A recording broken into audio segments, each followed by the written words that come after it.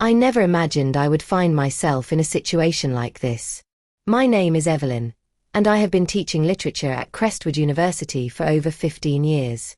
I love my students, the way they approach stories, the curiosity in their eyes, and the excitement when a lesson clicks. But nothing in my entire career prepared me for him. His name was Adrian.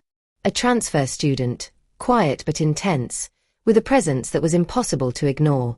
He had this way of entering a room and making it feel smaller, like he carried a gravity that pulled everyone in. I first noticed him during my office hours.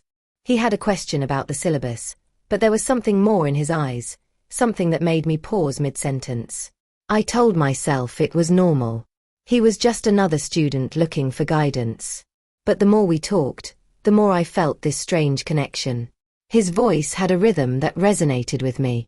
His laughter was soft but genuine, and the way he listened, truly listened, made me feel seen in a way I hadn't felt in years. It started small. A lingering glance across the lecture hall. A question asked with a subtle emphasis that seemed directed at me alone. I chalked it up to imagination, to my overactive mind. I told myself these feelings were inappropriate and impossible, but deep inside, I couldn't deny the pull. One rainy afternoon, Adrian came into my office.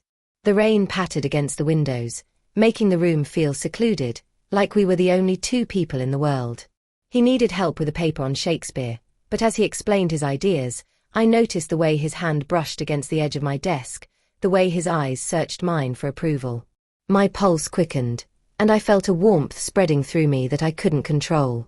I told myself it was just a moment of empathy, just a teacher connecting with a student. But the air between us was charged. Every word, every movement, carried weight. I wanted to pull away, to reassert the boundaries that I had spent years building. But I couldn't. There was something magnetic about him, something that made it impossible to look away. Weeks passed, and the tension grew.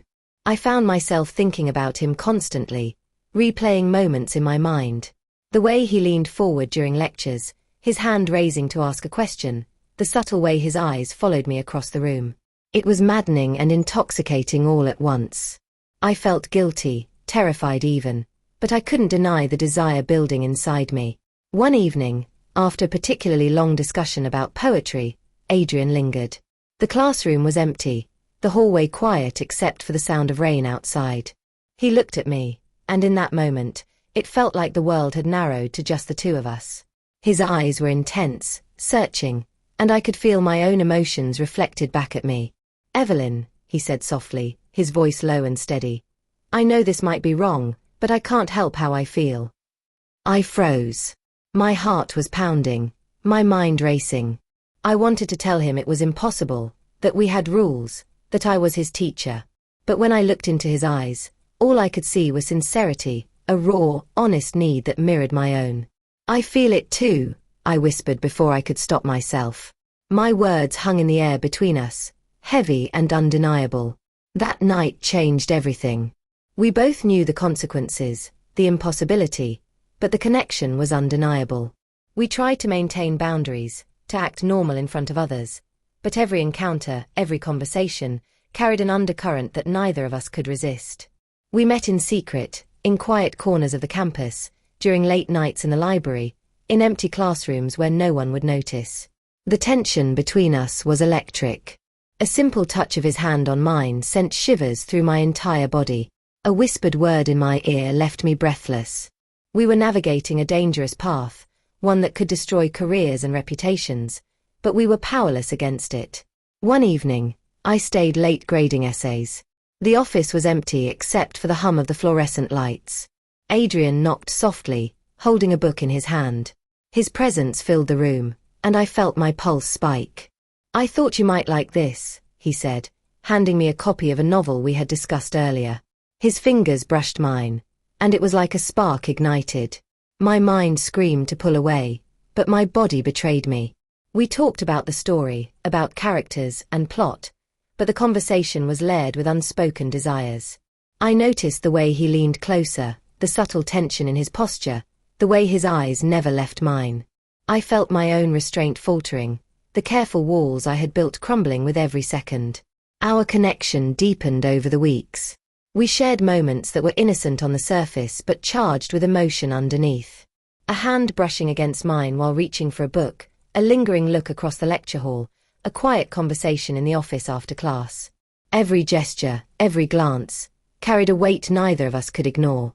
I found myself questioning everything I thought I knew about love and desire. The line between right and wrong blurred. I felt exhilarated and terrified at the same time. Every encounter left me more entangled in this forbidden bond, yet I could not bring myself to step away. One night, the campus was quiet, and I found myself walking past the library when I saw him sitting on a bench, reading. He looked up as I approached, his eyes reflecting the moonlight. "Evelyn," he said softly, "I've been waiting for you." I sat beside him, the space between us charged with unspoken words. The night was calm, the air thick with anticipation. I could feel his hand inching closer to mine, and I did not pull away. We were suspended in a moment that felt both infinite and fragile. We talked about everything and nothing, our words carrying the weight of emotions we had kept hidden.